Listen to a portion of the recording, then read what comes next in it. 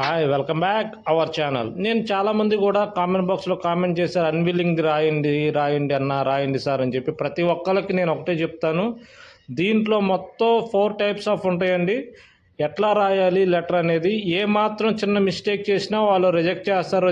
Reject చేసిన తర్వాత మీరు వేరే జాబ్కి అపాయింట్మెంట్ అయితే ఆ రెండిట్లో ఒకటి మాత్రమే ఉంటుంది. అది మీకు నచ్చిన జాబ్ ఉంటుందా లేదా అన్నది ఎవరికి తెలియదు. అందువల్ల ప్రతి ఒక్కళ్ళు కూడా అన్విల్లింగ్ అనేది చాలా పర్ఫెక్ట్గా రాయాలి. ఎవరికి రాయాలో తెలియాలి, ఎలా రాయాలో తెలియాలి. దాని గురించే ఈ వీడియో చేస్తున్నాను. ఇది ఓన్లీ కానిస్టేబుల్ కాదండి, ఏ జాబ్ అయినా, డిఎస్సి అయినా సరే, లేదంటే రైల్వేస్ అయినా సరే, దేనికైనా సరే అన్విల్లింగ్ లెటర్ ఒకటేనండి. కానీ పైన హెడ్డింగ్ ఒకటే మారుద్ది, ఎవరికి రాయాలి అన్నది. దాన్ని బట్టి నేను ప్రతి ఒక్కటి డీటెయిల్డ్గా నేను మీకు చెప్తాను.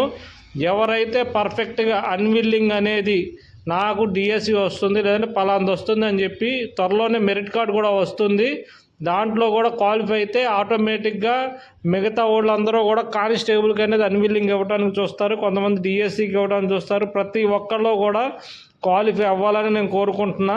అలాగే బ్యాక్లాగ్ పోస్టులకు సంబంధించి కూడా నేను నెక్స్ట్ వీడియో చేస్తానండి. అసలు ఎన్ని పోస్టులు వస్తాయి, లేదంటే యాస్పిరెంట్స్కి వస్తాయా లేదా అన్నది కూడా నేను పూర్తి డీటెయిల్స్ నేను మీకు ఇస్తాను.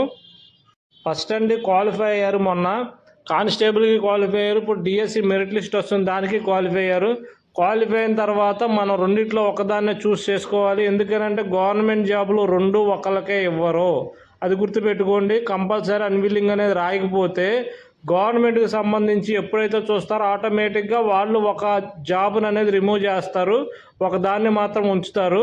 అది మీకు నచ్చింది కాదనుకోండి, అప్పుడు మీరు ఇబ్బంది పడాల్సి వస్తుంది. అందువల్లే ముందుగా మీరు అనేది అన్విల్లింగ్ అనేది ఇస్తే వాళ్ళకి సంబంధించి ప్రతి ఒక్కటి కూడా పర్ఫెక్ట్గా, అది మీరు ఏ జాబ్ అయితే కావాలి, ఏ జాబ్ అయితే చేయాలనుకున్నారో ఆ జాబ్ మీరు చేసుకోవచ్చు. ఫస్ట్ పాయింట్ అండి, క్వాలిఫై అయినప్పుడు రెండు జాబ్లు ఒకేసారి వచ్చినాయి, డిఎస్సి అని కానిస్టేబుల్ రెండు వచ్చినప్పుడు ఏ విధంగా రాయాలి అన్నది నేను మీకు క్లారిటీగా చెప్తా చూడండి. అంటే దీంట్లో రాసి చూపించలేదు, పర్టికులర్గా మీకు ఆల్రెడీ ఐడియా ఉంది కాబట్టి నేను సబ్జెక్ట్ చెప్పేస్తాను, దాన్ని బట్టి మీరు ఫార్మేట్ రెడీ చేసుకోండి. మీరు క్వాలిఫై అయినప్పుడు ఏంటంటే, to the director general of police, Mangalagiri, Andhra Pradesh అని రాయాలండి. ఎందుకనంటే మీరు ఇంకా అపాయింట్మెంట్ ఇవ్వాల్సింది డీజీపీ గారే కాబట్టి ఫస్ట్ డీజీపీ గారికి రాయాలి. సబ్జెక్ట్ ఏంటంటే, సార్ నేను కానిస్టేబుల్ క్వాలిఫై అయ్యాను, డిఎస్సి క్వాలిఫై అయ్యాను, రెండిట్లో నాకు డిఎస్సికి వెళ్ళాలన్నది కాబట్టి నేను కానిస్టేబుల్ వద్దనుకుంటున్నాను అని చెప్పి సబ్జెక్ట్ అండి. దాని కింద మ్యాటర్ ఏంటంటే మీ పేరు, మీ జిల్లా, మీ హాల్ టికెట్ నెంబరు, మీ సో మొత్తం డీటెయిల్స్ రాసి లాస్ట్న సంతకం పెట్టి వాళ్ళకి పోస్ట్ అన్నా చేయొచ్చు, లేదంటే డైరెక్ట్ అయినా వెళ్ళవచ్చు, ఎటువంటి ఇబ్బంది ఉండదు. సెకండ్ పాయింట్ అండి, మీరు ట్రైనింగ్కి వెళ్ళే ముందు ఏంటంటే మీకు సంబంధించిన ఎక్విప్మెంట్ మొత్తం ఏఆర్ గ్రౌండ్లో తీసుకోవాలి. అంటే ఇప్పుడు జిల్లా హెడ్ క్వార్టర్ అయితే ఎస్పీ ఆఫీస్ కానీ లేదంటే ఏఆర్ గ్రౌండ్ కానీ ఉంటుంది, అక్కడ తీసుకోవాలి. అక్కడ తీసుకున్నప్పుడు వచ్చిందనుకోండి, డైరెక్ట్ అక్కడే మీకు ఎస్పీ గారు అయితే ఎస్పీ గారికి, సార్ ఇట్లాగా నేను డిఎస్సి అయ్యింది, సేమ్ అంతే, to the SP, superintendent of police, మీది ఏ జిల్లా అయితే ఆ జిల్లా రాసి కింద సబ్జెక్ట్ ఏంటంటే, నేను కానిస్టేబుల్ డిఎస్సి రెండు క్వాలిఫై అయ్యాను, అందువల్ల నాకు డిఎస్సి కావాలనుకున్నాను కాబట్టి కానిస్టేబుల్ నాకు అవసరం లేదని చెప్పి లెటర్ రాసి డైరెక్ట్ అయినా వెళ్ళవచ్చు, లేకపోతే దీనికైనా వెళ్ళవచ్చు అండి, ఎటువంటి ఇబ్బంది ఉండదు దాంట్లో. మెయిన్ ఇంపార్టెంట్గా ఒక్క మాట చెప్తున్నానండి, ప్రతి ఒక్కళ్ళు కూడా అంటారు రెండు జాబులు వచ్చినాయి కదా తర్వాత ఇవ్వచ్చులే, కంగారేముంది, ఇబ్బంది ఏం లేదు కదా, రెండు మనకే ఉంటాయి కదా అని చెప్పి ఆ ఆలోచన మటుకు పెట్టుకోమాకండి. ఎందుకనంటే మీకు ఒక మనిషికి రెండు గవర్నమెంట్ జాబులు ఉండకూడదు, అది రూల్.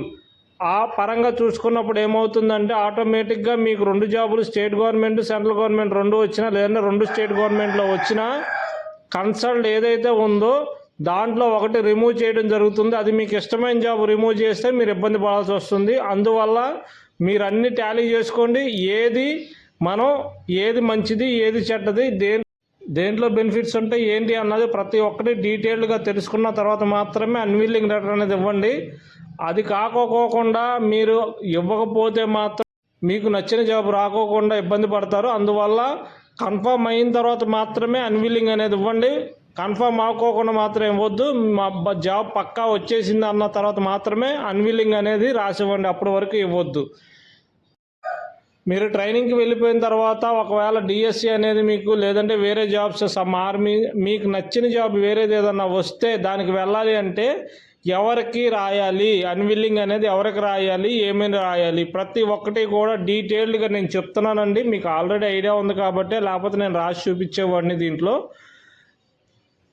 మీరు ఏ ట్రైనింగ్కి అయితే వెళ్తారో ఆ ట్రైనింగ్కి సంబంధించి ఆ ఏరియా ఉంటుంది చూసారా, ఆ సంబంధించి అయితే ఏపీఎస్పీ అయితే బెటాలియం ఉంటుంది, సివిల్ అయితే ట్రైనింగ్ సెంటర్ ఉంటుంది. ట్రైనింగ్ సెంటర్కి సంబంధించి ప్రిన్సిపల్ గారు ఉంటారు, ప్రిన్సిపల్ గారు వైస్ ప్రిన్సిపల్ గారు ఇద్దరు ఉంటారు. దానికి ఏంటంటే ప్రిన్సిపల్ గారు అంటే దానికి ఎస్పీ గారు అండి, ఎస్పీ గారు మానిటరింగ్ చేస్తారు. మీకు అక్కడ ఉద్యోగం వస్తే డైరెక్ట్ మీరు చేయాల్సింది ఏంటంటే టు ద ప్రిన్సిపల్ అని చెప్పేసి అక్కడ ఎక్కడ ఏ ట్రైనింగ్ సెంటర్ అయితే ఆ ట్రైనింగ్ సెంటర్ పేరు రాసి కింద సబ్జెక్ట్లో నాకు ఈ సో జాబ్ వచ్చింది కాబట్టి నేను ఇక్కడ నుంచి వెళ్ళాలనుకుంటున్నాను, మీ పర్మిషన్తో నాకు ఆ జాబ్ కన్ఫర్మ్ అయింది కాబట్టి నేను వెళ్తున్నాను అని చెప్పేసి అన్విల్లింగ్ లెటర్ రాసి సబ్జెక్ట్లో మీ హాల్ టికెట్ ఆ ట్రైనింగ్లో కాబట్టి ట్రైనింగ్లో మీకు సపరేట్ నెంబర్ ఇస్తారు. ఆ నెంబర్ ఆ డీటెయిల్స్ రాసి అక్కడ అప్రూవల్ తీసుకున్న తర్వాత మీరు బయటికి రావాల్సి వస్తుందండి. ఇది 3వ పాయింట్. ఇదే విధంగా ప్రతి ఒక్కళ్ళు కూడా నేను చెప్పింది మీకు అర్థమై నచ్చినట్లయితే ఈ వీడియో లైక్ చేసి ఛానల్ సబ్స్క్రైబ్ చేయండి. అదేవిధంగా 4వ పాయింట్ ఏంటంటే మీకు అక్కడ ట్రైనింగ్ అయిపోయి డైరెక్ట్ వచ్చేస్తారు.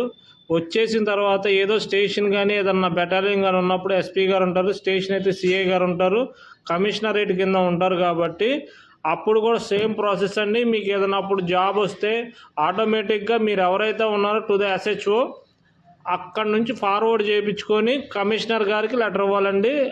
అంటే ఫార్వర్డింగ్ అంటే ఏంటంటే మీరు ఏ స్టేషన్ అయితే చేస్తున్నారో ఆ స్టేషన్ సిఐ గారు అక్నాలజ్మెంట్ తీసుకొని అది డైరెక్ట్గా సిపి గారికో లేదంటే ఎస్పీ గారికో వెళ్ళుద్ది. ఆ తర్వాత మీకు అనేది రిలీవ్ చేయడం జరుగుతుంది. కాబట్టి ప్రతి ఒక్కళ్ళు కూడా ఒక జాబ్కి అంటే అన్విల్లింగ్ రాయాలనుకుంటే ఇంకో జాబ్ పక్కాగా మీకు వచ్చేసింది, ఆర్డర్ కాపీ మీ చేతికి వస్తుంది అన్నప్పుడు మాత్రమే అన్విల్లింగ్ చేయండి తప్ప ఏదో అది వచ్చేస్తుంది అన్న తీరిన మటుకు అన్విల్లింగ్ చేయొద్దు. వన్స్ అన్విల్లింగ్ రాసిన తర్వాత ఆ జాబ్ అనేది మీకు ఉండటం జరగదు.